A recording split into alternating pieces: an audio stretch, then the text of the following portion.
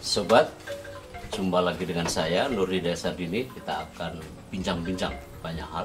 Tapi kali ini saya kedatangan sahabat saya dari jauh. Lalu sempatlah tandang ke rumah saya ini. Saya sapa saja, Mas Muhammad Hashim. Ya, Apa kabar? alhamdulillah Pak Hidayat. Ini bagus. ke Semarang ngapain? Saya sebenarnya sedang riset, karena itu tugas kantor ya. Oke. Riset soal Soal ini DPD, Dewan Perwakilan Daerah. Emang kenapa DPD itu? Jadi kita melihat ini DPD ini kan nasibnya ini nggak jelas. Nasibnya nggak Nasibnya, jelas. ya. Padahal lembaga negara Ya, disebut di Undang-Undang Dasar. iya betul. Ini lembaga negara yang clear ya, Iya. disebut di konstitusi. Tapi Tapi nasibnya nggak jelas. Nasibnya Nasibnya nggak jelas itu ya karena ya ada dan tiada. Oh, sampai begitu? Iya. Gimana itu? Ada Gambarannya? tapi nggak punya fungsi. Fungsinya hampir seperti NGO, seperti civil society, non negara. non negara, non state ya. Dan ini merupakan satu keprihatinan juga bagi kita semua, karena memang ternyata DPD itu seperti bayi yang tidak dikehendaki. Dia akan dilahirkan, tapi tidak diberi tempat yang bagus, tidak diberi posisi, tidak diberi kewenangan.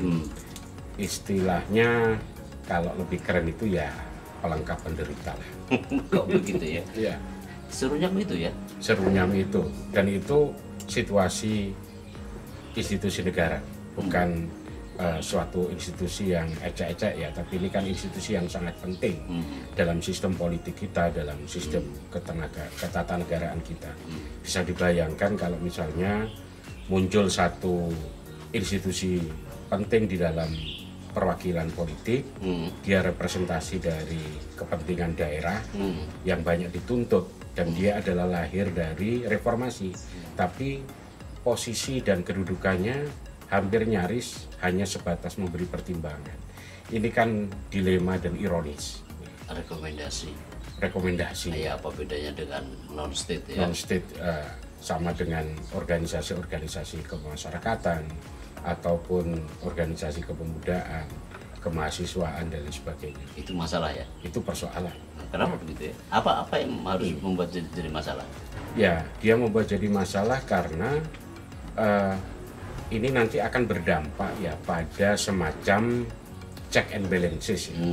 Jadi keseimbangan kekuatan di dalam sistem politik. Yang sebenarnya kalau kita tahu, kalau kita koreksi di masa lalu, kemudian di masa reformasi, itu kan ada satu wacana atau keinginan agar keseimbangan kekuatan antara parlemen dengan presiden itu sama-sama setara. Dalam pengertian tidak bisa saling menjatuhkan, equal, kemudian ya semacam inilah ada kompetisi, ada korporasi, ada kerjasama, namanya check and balances. Nah, kalau dihadirkan sebagai satu bagian dari proses check and balances, DPD itu harusnya memiliki tempat. Misalnya, ketika negara mau membuat keputusan-keputusan penting yang berkaitan dengan nasib banyak orang, nasib masyarakat luas, tidak hanya persoalan daerah ya, tapi juga bisa persoalan-persoalan yang berkaitan dengan misalnya ekonomi, kemudian perkembangan satu wilayah, pembangunan dan sebagainya. Itu nyaris DPD itu hanya memberikan ya sekedar dapat memberikan pertimbangan atau rekomendasi. Padahal dia harusnya memiliki peran yang cukup penting sebagai representasi ya kedaerahan, representasi region. Region itu sebenarnya bukan hanya wilayah, tapi konsep region itu sebenarnya dia mewakili juga sebagai bagian dari kekuatan politik di wilayah itu, mewakili people juga, orang juga, penduduk juga, culture juga. Karena dia lahir dari tokoh-tokoh yang sudah idealnya kan tokoh-tokoh politisi atau tokoh-tokoh publik yang sudah teruji, ya sudah teruji. Tapi kalau kemudian mereka di dalam sistem perwakilannya tidak diberikan tempat, ini juga menjadi persoalan. Gitu. Kalau lihat secara DPD kan reformasi tadi, Undang-Undang Dasar 45 hasil amandemen kan. Ya. Tapi kenapa kok Pak Mas Hasim tadi sampaikan ada yang kelahirannya tidak dikehendaki. Ya. Emang siapa yang tidak mengendakinya? Ya, sebenarnya? kalau kita lihat sejarah amandemen Undang-Undang Dasar 45 ya, mulai dari tahun 2000 sampai dengan 2003 menjelang pemilu 2004. 98, 99? Masih belum ada kan? Belum ya? Karena 98 itu masih proses awal reformasi, kemudian 99 itu masih sibuk-sibuknya untuk menyelenggarakan pemilu pertama di reformasi. Setelah muncul ada institusi baru sebagai pengganti dari institusi lama ya, apakah itu DPR, kemudian MPR dan sebagainya, itu hasil pemilu 99 baru diwacanakan ada amandemen, ada perubahan Undang-Undang Dasar. Ya, sepanjang itu lalu sampai 2002 kalau saya tidak salah. Ya, 2002 sampai akhir itu 2003-an itu amandemen keempat. Tadi yang tidak mengendaki sebenarnya apa? Saya kira pada waktu itu ada satu perbincangan antar elit politik dan kekuatan-kekuatan di daerah. Karena ada satu fenomena bahwa daerah itu ingin menuntut kebebasan, menuntut kemerdekaan, sebagian sebagian ada. Ya, tapi ada kasus masa lalu Aceh, ya, seperti Papua, Riau, Kaltim. Kemudian ada gagasan kalau kemudian diperluas sistem perwakilannya itu seperti apa. Jadi tidak hanya mewakili orang dan juga mewakili daerah, supaya ada penguatan keseimbangan representasi dalam konteks untuk integrasi nasional, supaya unitary state ini aman, tidak diganggu. Negara kesatuan ini betul-betul bisa tetap terintegrasi ya, tetap utuh gitu. Nah, salah satu formula yang ditawarkan waktu itu adalah bagaimana bikameralisme itu bisa diterapkan di Indonesia. Namun dalam prakteknya dia dikehendaki muncul sebagai pergantian dari sistem lama, ketika ada utusan daerah, utusan golongan dan lain sebagainya itu. Tapi konsep yang digunakan sebenarnya bukan konsep bikameralisme. Karena DPD itu hanya sebagai komplementari. Jadi pelengkap dia. Makanya saya sebut sebagai pelengkap penderita dari sistem perwakilan yang dominan tetap DPR dan presiden. Oleh karena itu dicarikanlah posisi desain yang paling lemah. Paling lemah harus dipilih lewat pemilu. Pertimbangannya distrik berwakil banyak, karena kalau distrik berwakil banyak itu lebih akan mudah kan. Satu provinsi langsung diwakili 4 orang. Tapi ketika fungsinya itu hampir tidak ada, ini juga menjadi salah satu persoalan, karena kehadiran dia itu seperti anak, tapi ya ini tadi tidak dikehendaki. Anak jidat. Iya. Padahal dia bukan anak haram reformasi. DPD itu anak halal yang didirikan oleh reformasi, dan itu atas kehendak banyak pihak, banyak orang. Anak kandung reformasi. Sama seperti juga fungsi pengusutan KKN era Soeharto kan. Sama dengan MK, KY dan sebagainya. Jadi dia sebagai institusi yang anak kandung reformasi, tapi kemudian perannya itu tidak terlalu diberikan tempat. Saya masih ingat Mas Hasim, sepanjang 2001 sampai 2002 saya pernah jadi tenaga ahli di DPR RI ya. Saya ikuti itu proses perubahan Undang-Undang Dasar 45 paling kurang di 2 tahun yang terakhir ya, sebelum 2002. Nah, saya ingat bahwa DPD itu dirancang untuk mengimbangi, kan ada track pertama adalah perwakilan politik, ya kan, ya namanya pemilu, nanti menjadi legislatif, ya, DPR RI, DPRD provinsi, DPRD kabupaten kota. Lalu itu perwakilan politik, ya, Pak Mas Hasim tadi sebut perwakilan orang tadi. Nah, kalau DPD ini kan perwakilan daerah. Nah, kita lihat sekarang nih, kan semua DPR yang berkuasa. Sebagian besar lah ya, selain institusi presiden. Nah, apakah, pertanyaan saya tadi, apakah memang yang tidak mengendaki sebagai bayi yang montok, yang sehat itu, apakah DPR yang Mas Hasim tahu itu adalah partai politik?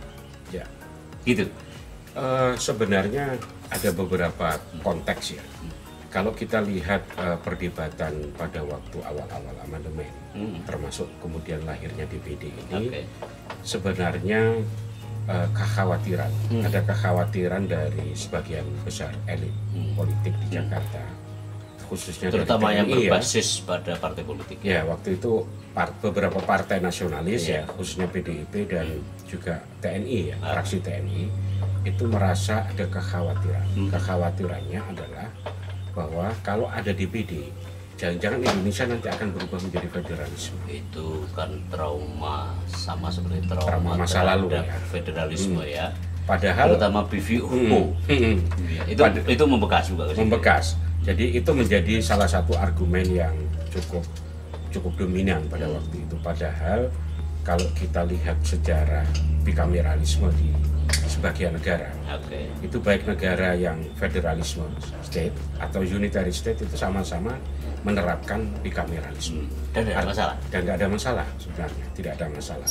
Prinsipnya sebenarnya satu keinginan agar masa lalu politik kita itu di zaman Orde Baru itu, DPR itu tidak dipolakan dalam dua konteks. Yang pertama adalah dia menjadi alat kekuasaan semata, atau dia menjadi oposisi yang terlalu kuat terhadap pemerintah, yang ekstrem sehingga pemerintah tidak bisa bekerja. Jadi tidak digendaki sebagai tukang stempel, tetapi juga tidak oposisi yang berat. Gitu. Nah, untuk itu sebenarnya dibutuhkan penyeimbang, khususnya untuk mengontrol, mengawal representasi kepentingan daerah. Apa sih daerah itu kepentingannya? Di dalam konteks desentralisasi atau otonomi daerah yang juga dituntut oleh sebagian pihak bahwa sistem sentralisasi, sistem politik sentralisasi itu harus dikoreksi dan diganti menjadi desentralisasi. Maka ada pembagian kewenangan, ada redistribusi soal anggaran, kemudian ada pembagian atau sharing sharing baik itu sumber daya dan sebagainya di dalam pengelolaan. Dan memang itu satu warna sehingga Orde Baru jatuh kan tuntutan itu ya. Nah, kembali ke soal tadi Pak Hasyim, soal kan tidak mungkin lepas bahwa apalagi sekarang jelas sekali anggota DPD itu kan mengklaim dirinya sebagai senat. Kalau begitu bayangkanlah bahwa Kongres itu puncak, lalu dua yang lain House of Representative DPR Amerika, lalu yang satu senator. Nah, kenapa enggak misalnya itu meniru aja Amerika yang jelas? Nah, menurut Mas Hasyim? Saya kira ada keterputusan di dalam pemikiran, dalam membuat desain tentang ini kan pilihan awalnya itu kita itu mau bikameralisme murni. Artinya kalau murni itu ya praktek-praktek di sejumlah negara itu digunakan sebagai desain. Jadi pikiran-pikiran terbaik dari seluruh dunia ambil. Kita bisa pilih. Karena sudah dipraktekkan, ada benchmarknya. Dan tinggal meniru sebenarnya. Tapi itu tidak menjadi salah satu kepentingan. Tidak kemudian lakukan. Atau tidak menjadi model untuk yang bisa ditiru. Lalu dibuatlah ya istilahnya bikameralisme abu-abu. Nah ini kan selalu cara berpikir kita nih di dalam membuat desain sistem politik itu akibatnya tidak jelas. Karena abu-abu pasti tidak jelas. Punya fungsi tapi lemah. Kedudukannya nggak jelas. Tapi hubungannya, relasinya dengan presiden, dengan DPR, intraparlemen nggak jelas juga. Tapi dibikin juga. Makanya tadi seperti anak tapi nggak dikehendaki kelahirannya. Tapi bukan anak jadah ya? Bukan anak jadah, lagi-lagi bukan anak jadah, dia anak kandung ini, anak kandung reformasi. Anak kandung yang tidak ikhlas untuk kehadirannya, untuk kebesarannya, untuk perannya. Maunya anak ini yang ibu pelengkap, istilahnya pelengkap. Pelengkap penderita. Ya, pelengkap penderita, sudah pelengkap penderita lagi gitu. Nah, ini penelitian Mas Hasyim itu akan arahnya ke sana, perbaikan. Ya, kita ingin mencoba untuk menawarkan kira-kira masih memungkinkan nggak ini diperbaiki. memungkinkan itu dalam konteks hitung-hitungan risiko politik. Karena bagaimanapun perubahan sebuah undang-undang, apalagi konstitusi saat ini itu relatif sulit. Kenapa relatif sulit? Karena dia didominasi oleh parlemen. Yang dalam pengertian hal ini adalah DPR. Apalagi kondisi oleh sekarang. Dan partai-partai politik apalagi yang kondisi sekarang ya. Apalagi kondisi sekarang hampir tidak mungkin. Nah, kita harus mencarikan jalan untuk mencapai. Tujuannya bukan sekarang saja, tapi ini untuk semacam legasi, semacam warisan. Kira-kira ke depan ini kita harus merancang satu sistem seperti apa. Karena ini sejarah kita ini akan dibaca lagi oleh anak cucu kita sampai kapanpun. Kita sekarang bisa membaca pemikiran Yamin, pemikiran Hatta, pemikiran Soekarno, dan itu histori, sejarah, nggak bisa dihilangkan.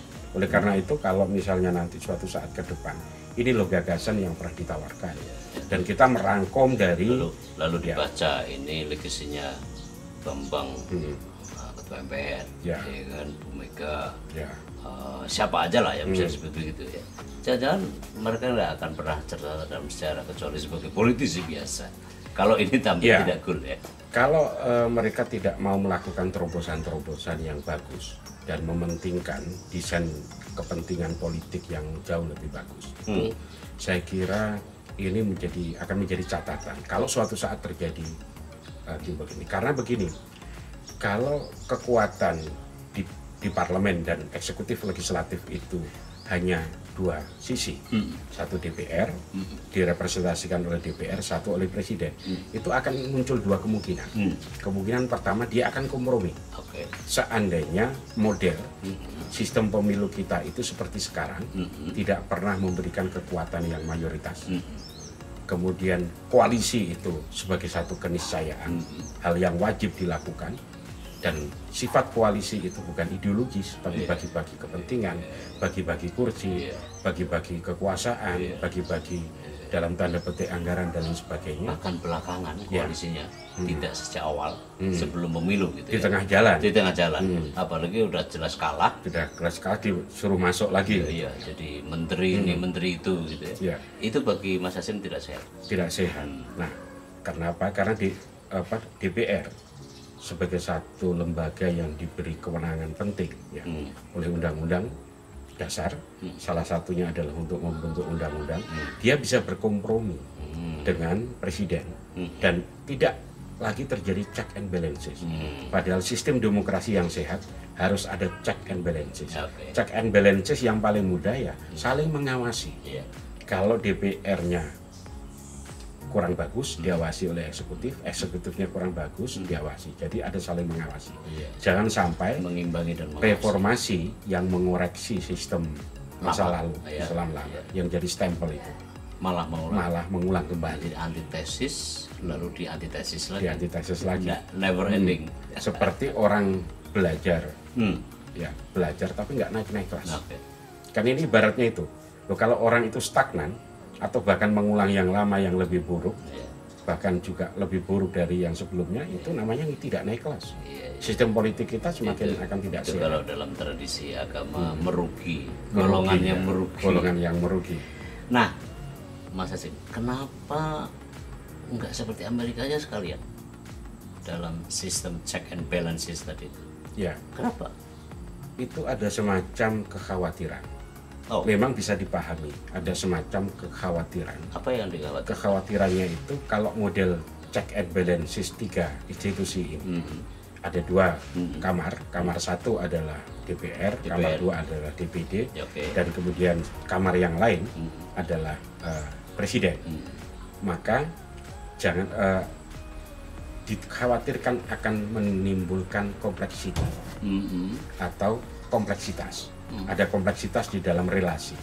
Tetapi sebenarnya kalau kita mengambil dari format atau sistem politik di negara-negara lain, kompleksitas itu bisa diantisipasi.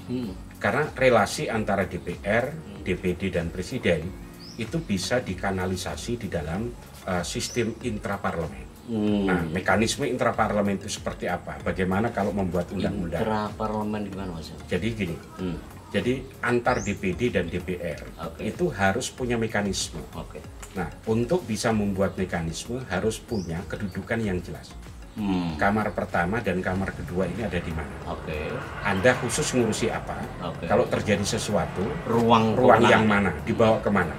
Oleh karena itu kanalisasinya jelas. Nah, kalau sudah konstitusi itu mengatur itu, dan konsep dari awal bikameralisme itu memang murni ingin diterapkan, tidak abu-abu, itu akan lebih mudah. Nah, kalau kita misalnya melihat di negara-negara yang menerapkan tidak abu-abu itu, ya jelas kamar pertama membuat undang-undang, kalau terjadi sesuatu dibawa ke kamar kedua, dan kamar kedua ini sebenarnya joint session. Di Senat itu kan sebenarnya joint session. Joint session itu untuk memperdebatkan isu-isu strategis yang berkaitan dengan kepentingan banyak orang, kepentingan konstitusional, kepentingan nasional, bukan kepentingan kelompok, bukan kepentingan pemerintah.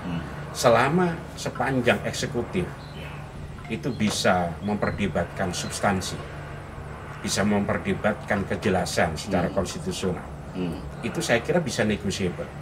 Dan di dalam proses politik, di dalam proses demokrasi, tidak ada sesuatu yang instan. Sekali ketemu jadi. Itu konsekuensi kalau kita menggunakan sistem demokrasi. Artinya gagasan yang mengatakan nanti kalau bikameralisme murni seperti negara Amerika atau negara-negara lain terlalu lama ini prosesnya. Nah, pertanyaannya apakah kalau terlalu cepat itu juga bagus? Nah, kita bisa lihat undang-undang Cilaka, undang-undang KPK yang baru. Kalau terlalu cepat kemudian substansinya tidak menjadi tidak matang, mentah, justru nanti sistem politik kita itu mengalami pembusukan dari dalam. Dan anti publik lagi. Ya, anti publik. Orang kritik nggak boleh. Ya, bahkan dalam sejarah, saya kira dalam sejarah politik kita, ini bisa menjadi catatan yang menarik. Ya. Sebuah undang-undang diputus, draftnya perdebatan. Mana draft yang diputuskan?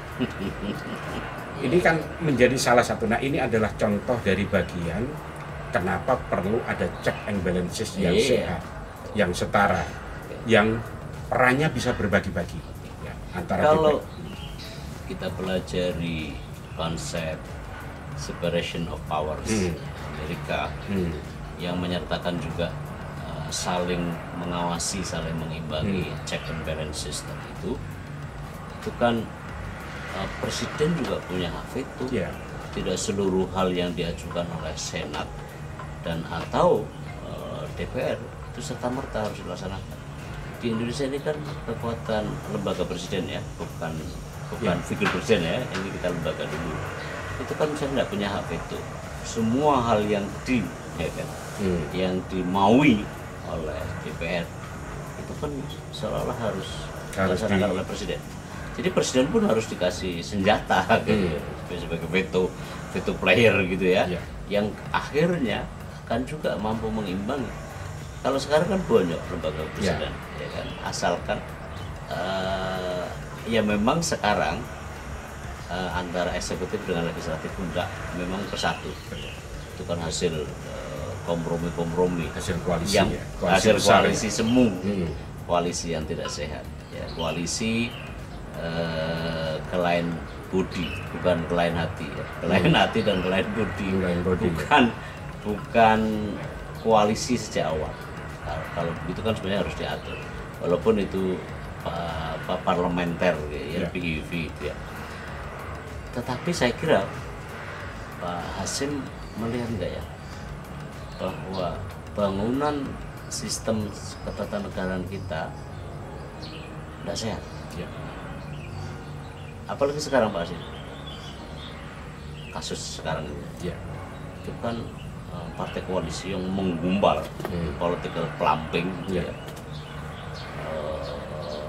Ketok palu saja kasus tadi dua undang-undang yang terakhir ya, KPK, Omnibus Law, Minerba, itu kan anti publik.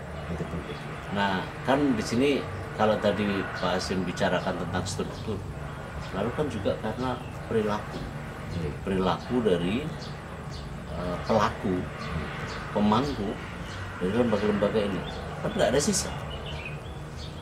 Koalisi bagaimana? Koalisi susah dibayangkan menurut saya. dalam gambaran yang ideal.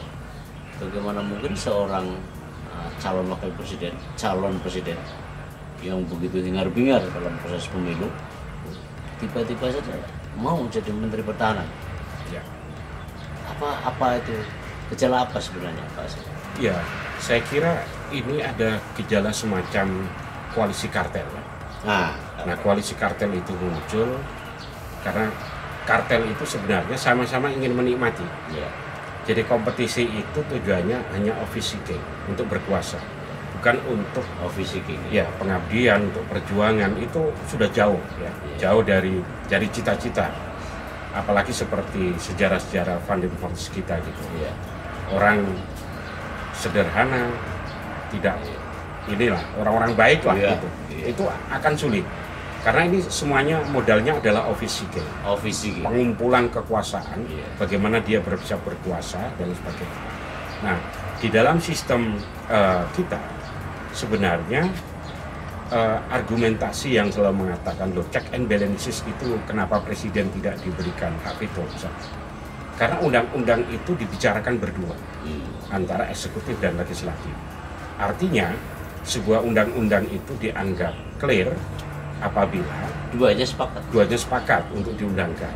Nah, problemnya kalau kemudian tidak ada kontrol, tidak ada pengawasan, tidak ada perdebatan substansi, tidak terbuka prosesnya terlalu cepat dan sebagainya, maka check and balancesnya itu menjadi pincang.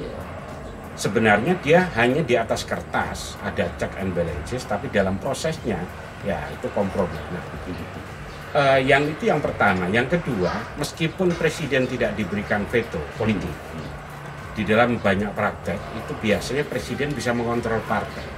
Oleh karena itu di dalam sistem pemilu serentak itu ada bayang-bayang presidensialisme di dalam sistem kepartean.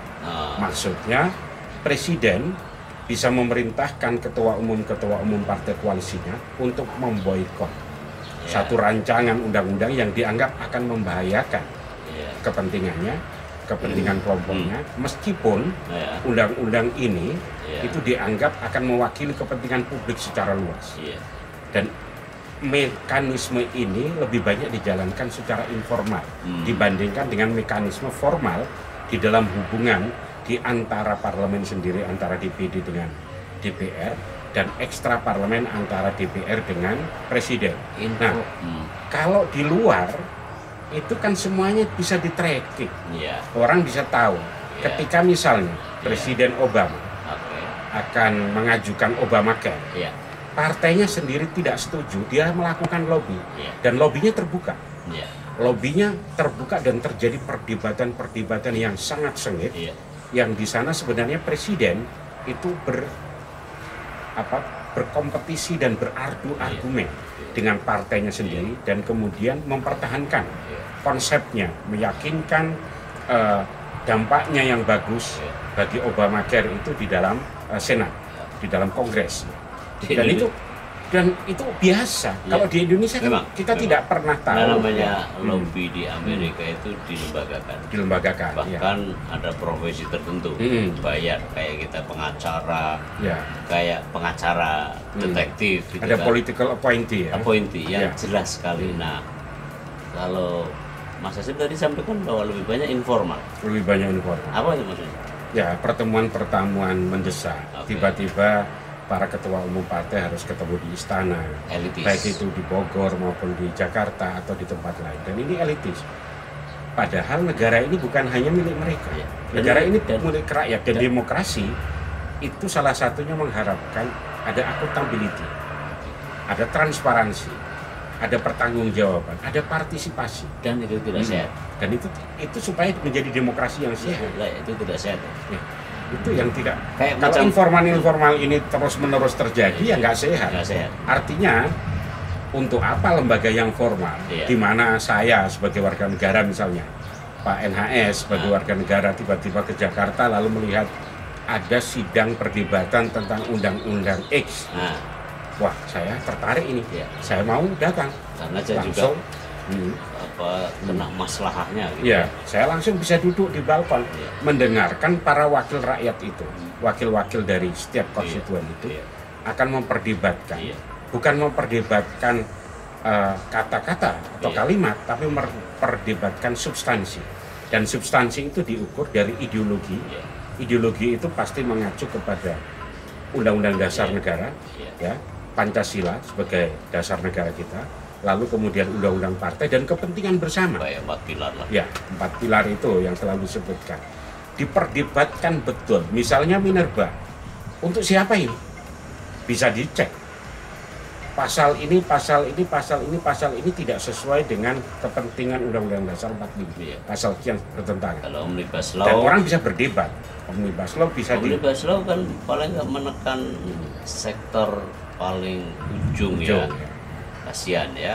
Buruh, Buruh, kemudian ya. pengusaha juga Ya. Tetapi nyatanya diputus. diputus. Ya. Selain gelap-gelap gitu ya, lorong gelap, Ya. tapi juga adalah anti publik jelas. Betul. Lalu cepat-cepat dalam situasi di mana semua Dan orang kadang-kadang sedang- malam hari, Nah itu dia. polanya kan ada yang diputus Nah, cepat. sejauh malam mana sih urusan publik yang punya nilai maslahah bagi publik dengan yang tidak? Ya. Kan Mas Hasim tadi sampaikan abu-abu tadi. hari. Ya. Kalau pemindahan ibu kota masuk mana? Itu juga debatable. Hmm. Misalnya, kepentingan Tapi siapa ada- sih Iya. ibu kota ini? Tapi artinya nggak menjadi agenda perdebatan di legislatif? Enggak. Tidak pernah menjadi agenda perdebatan. Seakan-akan semua gagasan besar itu kemudian tidak pernah menjadi perdebatan. Akibatnya gagasan-gagasan ini kemudian menghilang. Iya. Contoh Nawacita, Iya. itu tiba-tiba hilang. Hmm. Kemudian Ya, apapun tol lah. laut, ya, Apapun lah. ya jalur maritim, Tol. segala macam itu banyak yang kemudian tiba-tiba hilang. Itu kan Karena ini mentah, ya, mentah. di Hmm. di Swiss misalnya Hmm. mekanisme dan di negara lain saya kira untuk sestrategis pemindahan ibu kota juga Harus dibicarakan. harus dibicarakan bahkan referendum. Ya, Saya di 2016 ikut kunjungan memantau pemilu Amerika yang menghasilkan Donald Trump itu Ya. sama Hillary itu bahkan untuk pembuangan plastik ya, untuk penggunaan plastik di minimarket di negara bagian Virginia itu di referendum yang diserentakkan dengan pemilu. Ini pemindahan ibu kota, hajat hidupnya Orang lebih banyak. banyak. Jadi kayak Mas Hasim kalau mahasiswa, saya mahasiswa, pingin pindah kos, Ya. pindah aja. Jadi memindahkan ibu kota sama kita mau pindah. hampir sama ya. Nggak beda kos. Hampir sama gitu. Penelitian ini di berapa kota? Penelitian tentang DPD, masa depan DPD ini kita lakukan di sejumlah wilayah dan Oke. ini beberapa tahun ya. Yang mudah-mudahan nanti ini bisa menghimpun berbagai perdebatan akademis, baik itu para penggagas. Oke. Karena kita tahu banyak sekali dulu yang menggagas tentang amandemen, bikameralisme, kemudian juga pihak-pihak yang pro dan kontra, kemudian juga suara dari para akademisi yang kita lakukan ada di Jawa Timur, ada di Jakarta, ada di Jawa Tengah. Berapa kota, Pak? Ada sekitar 15 kota. 15 kota. Ya, dan untuk surveinya, ini surveinya masih kita matangkan, itu nanti akan memotret perkembangan dari apa ya istilahnya opini dan pemikiran publik itu untuk 34 provinsi. Jadi cukup Jadi coveragenya cukup kualitatif, luas ya, kualitatif, kuantitatif. juga di Lalu FGD juga. FGD juga dan sebagainya. Nah, kalau Pak Hasim ya, kalau saya lihat ini problem DPD itu juga berkenaan dengan pengaturan, sumber pengaturan ya kan. Ya. Pak Mas Hasim tahu bahwa itu ada di Undang-Undang Dasar. Kalau begitu kan bisa jadi rekomendasinya Ya. satu dari sekian yang Anda bisa pikirkan lah. Itu kan berarti revisi atau amandemen terhadap Undang-Undang Dasar. Ya. Jadi kita akan memberikan berbagai macam alternatif. Tapi kita harus berangkat pada satu posisi yang sama. Oke. Posisi yang sama itu adalah apakah DPD ini perlu diperbaiki dari sisi posisi dan kedudukannya, Oke. ataukah dibiarkan seperti saat ini. Kalau nanti posisinya itu iya, Iya. lalu menjadi pertanyaan berikutnya, kira-kira mau seperti apa? Oke. Apakah mau menggunakan pola amandemen? Oke. Artinya ada perubahan terbatas di dalam Undang-Undang Dasar, Oke. dan itu bagian dari konsensus politik dan konsensus Dan kembali nasional. ke elit lagi. Kembali ke elit. Problemnya kira-kira elitnya mau, Ya. karena ini problem sharing power. Oke, paham. Pembagian kekuasaan sebagian di DPR akan diserahkan ke DPD, dan DPD akan diperkuat. Oke. Ya, Sekurang-kurangnya posisinya, atau seperti Senat begitu. ya seperti Senat, meskipun nanti bisa dibuat Iya. leveling, Iya. penguatannya itu Iya. maksimal, menengah, minimal, atau hanya tertentu saja. Disesuaikan Ya, dengan disesuaikan banyak dengan hal di Indonesia. dengan kebutuhan dan Oke. tingkat kerumitan sistem politik yang akan terjadi. Nah, itu kita sedang mendiskusikan kira-kira tingkat kemungkinannya seperti apa. Berarti pekerjaan besar ini. Ini kerja berat, Hmm. tapi kita selalu menyampaikan baik itu kepada teman-teman partai dan para politisi dan akademisi, kalau misalnya terjadi katakanlah persoalan desain masa lalu Iya. ketika amandemen awal bahwa DPD itu menjadi satu bentuk institusi yang tidak jelas. Oke. Pertanyaannya, apakah problem ketatanegaraan yang sudah kita ketahui ini dan tidak memiliki manfaat begitu besar sebagai institusi demokrasi yang Iya. penting, mau kita teruskan? Iya. Ini kan pertanyaan besar kita. Iya. Ya jangan sampai nanti istilahnya terperosok dua kali dalam satu lubang yang sama. Kita harus ada progresif, harus ada perbaikan. Dan kita harus jujur, saya kira Iya. bangsa ini membutuhkan satu refleksi. Selama hampir 25 tahun perjalanan reformasi, Iya. itu kita harus tahu Mas Hasim, apa yang perlu kita capai, apa yang tidak. kalau akhirnya misalnya ya pilihannya ke revisi Undang-Undang Dasar bagaimana? Kalau pilihannya ke revisi Undang-Undang Dasar, yang bisa diusulkan adalah sifatnya yang terbatas, Tetap bukan terbatas. maksimal ya. Tetap Terbatas, dan itu menjadi konsensus bersama. Tetapi yang perlu diperdebatkan adalah supaya ini juga matang konsepnya. Kalau dia ingin ada amandemen Undang-Undang Dasar, itu dari sisi filosofisnya, Iya. dari sisi desainnya, dari sisi mekanismenya intraparlemennya seperti apa, kita harus sudah bisa membayangkan. Sehingga ketika kita melakukan perubahan amandemen Undang-Undang Dasar 45, meskipun itu terbatas, itu kita sudah tahu konsekuensinya, sudah tahu dampaknya, sudah tahu kira-kira ini nanti seperti apa, formula yang harus dibangun di bawahnya, struktur parlemen seperti apa, struktur DPD seperti apa, struktur MPR seperti ini harus clear Iya. dulu. Karena kalau ini tidak clear akan muncul kerutan-kerutan baru. Mas Hasim sebut terbatas. Terbatas. Apa sih terbatas itu? Apakah Ya. terbatas orang yang dilibatkan ataukah terbatas pasal misalnya? Hanya pasal tertentu saja. Oke. Dan pasal itu Kenapa hanya khusus, begitu? yang khusus Enggak, tentang sekalian DPD. aja misalnya. Ya, ini kan trauma. Oh. Trauma masa lalu, trauma masa reformasi, Oke. dan trauma saat ini, kekhawatiran saat ini. Kenapa begitu? Masa lalu selalu menginginkan kembali ke Undang-Undang Dasar yang murni. Itu masa lalu. Itu Pemikiran masa lalu masih ada. ilusi menurut Ya. saya. Dan itu masih ada sampai Masih hari berkembang, ini. ya, Pak secara Indonesia. faktanya Ya, secara fakta memang masih ada. ada. Lalu trauma masa reformasi. Oke. Trauma masa reformasi ketika kita harus jujur evaluasi ketika amandemen itu dilakukan. Apakah amandemen itu menyelesaikan problem kita sebagai bangsa, menyelesaikan problem-problem institusi politik Oke. yang ada di Republik ini, Oke. yang dimana demokrasinya harus kuat, dimana sistem atau institusi politiknya harus lebih bagus, Oke. kapasiti kelembagaannya lebih kuat, dan kita harus jujur, harus kita lihat. Oleh karena itu jangan sampai nanti muncul satu konsep penataan sistem perwakilan bikameral yang tidak pernah dibicarakan, diperdebatkan dari awal, tiba-tiba Tiba-tiba ujuk-ujuk muncul. lalu ayo amandemen, persis seperti ketika gagasan amandemen tentang GBHN. Ketika kita tanya, loh kalau GBHN masuk lagi di dalam Undang-Undang Dasar dan itu menjadi kewenangan MPR, berarti MPR bisa memilih presiden. Oh, iya. Presiden menjadi itu. Nah, kenapa? Karena secara konseptual belum diperdebatkan secara matang. Nah, kajian ini itu ingin memperdebatkan baik itu secara konseptual, lalu pilihan-pilihannya. Pilihannya itu tidak hanya model, tapi juga nanti dampaknya apa yang akan terjadi. Dan kita harus bisa menjawab, misalnya berbagai persoalan, pola relasinya seperti apa, hubungan di antara DPR dengan DPD seperti apa, sharing powernya seperti apa, kemudian keterbatasan yang harus diberikan seperti apa, sehingga nanti clear. Sehingga lambat laun dari perubahan ini jenis kelamin DPD itu kelihatan. Memang kelihatan. Memang apa terlihat, Pak? Misalnya GPHN mau masuk, kembali ke Undang-Undang Dasar 45. Satu lagi yang sekarang juga sedang berkembang. 3 periode.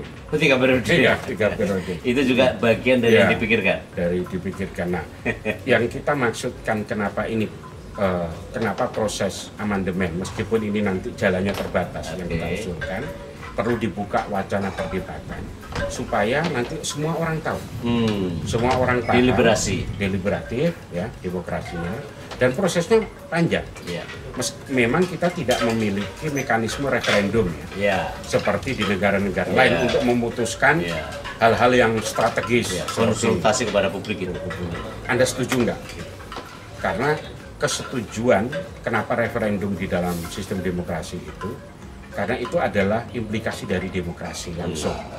Tidak bisa hanya tanya elit partai, ketua umum, ini dan sebagainya. Lalu terlalu simplifikasi. Terlalu naik. Nah, kita tidak punya mekanisme seperti itu. Apalagi itu tidak dimungkinkan. Apalagi kita ini bentuk republik. Bentuk republik, negara kesatuan. Terakhir, Mas Hasim, kapan penelitian ini berakhir ujungnya? Ini ujungnya sekitar 2 tahun lagi. Jadi ini masih panjang, kita selalu mengumpulkan perdebatan-perdebatan, lalu kita mencoba memetakan, lalu nanti kita diskusikan dengan teman-teman di parlemen, DPD dan DPR, juga dengan eksekutif, supaya ramuannya nanti itu lebih clear, dan kita tahu arahnya mau kemana. Karena problem kita di dalam reformasi struktur ketatanegaraan ini belum kelar, belum usai, belum selesai. Pada waktu amandemen Undang-Undang Dasar 45, amandemen 1 sampai 3, itu banyak hal yang tidak selesai. Contoh misalnya, penempatan MPR. MPR itu sebagai lembaga tertinggi, atau lembaga tinggi, atau joint session. Itu nggak jelas sampai hari ini. Kalau kemudian dia menjadi joint session, apakah perlu pemimpin yang begitu banyak? Pimpinannya 10. Itu nggak masuk akal. Kalau di negara lain namanya joint session itu ya kalau dia sedang join dipimpin dan pimpinannya jelas diwakili oleh pimpinan di DPR dan DPD. Dan itu sekedar sebagai speaker. Iya, speaker, juru bicara untuk mengatur ritme ini. Bukan punya hak khusus, bukan ini ya. Macam-macam atributnya. Ingin hak imunitas, ingin fasilitas, fasilitas kesejahteraan, fasilitas kesehatan, fasilitas pengawalan, dan seterusnya dipanjang. Ini tidak lepas juga dari tabiat hasrat untuk berkuasa. Yang karena pada masa lalu dia ingin balas dendam bahwa hari ini saya bisa duduk di kursi ini. Padahal kan sudah terrepresentasi. Tidak pernah dipikirkan cost and benefit. Kan sudah gabung. Cukup satu saja sama sekjen yang di belakang untuk tukang catat, mencatat semua perdebatan yang lain tidak apa-apa. Orang duduk di belakang, depan kan sama aja. Toh kan juga haknya juga nggak terkurangi.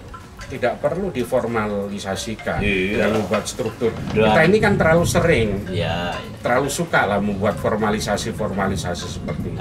Padahal kalau simpel, mudah. MPR hanya berfungsi ketika terjadi joint session.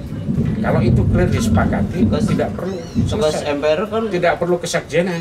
Tugas MPR kan cuma 5 tahun. 5 tahun sekali. Kecuali ada pemakzulan. Di luar itu enggak apa-apa. Di luar itu inilah, ya istilahnya itu idle capacity. Saya juga nggak membayangkan kalau ada jabatan tetapi nggak ada kerjaan.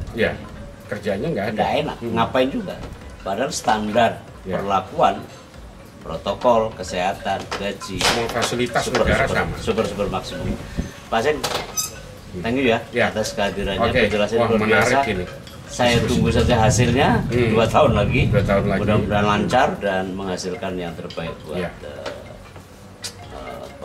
pembangunan. Paling tidak kita bisa merekam secara utuh perdebatan ini, dan ini nanti akan menjadi satu dokumen penting ya. Oke. Karena menulis sekarang Ya. itu jauh lebih bagus dibandingkan 50 tahun lagi kita akan menulis tentang hidup. Oke lah, kita pikirkan 50 tahun lagi aja. Iya. Sobat, senang sekali saya bisa menghantarkan para sobat untuk diskusi dengan kawan saya yang memang sejak saya mahasiswa sekalipun sudah baca banyak hasil risetnya, Mas Muhammad Nur Hashim, yang sudah hadir di tengah-tengah kita. Terima kasih. Assalamualaikum warahmatullahi wabarakatuh. Sampai jumpa. Waalaikumsalam.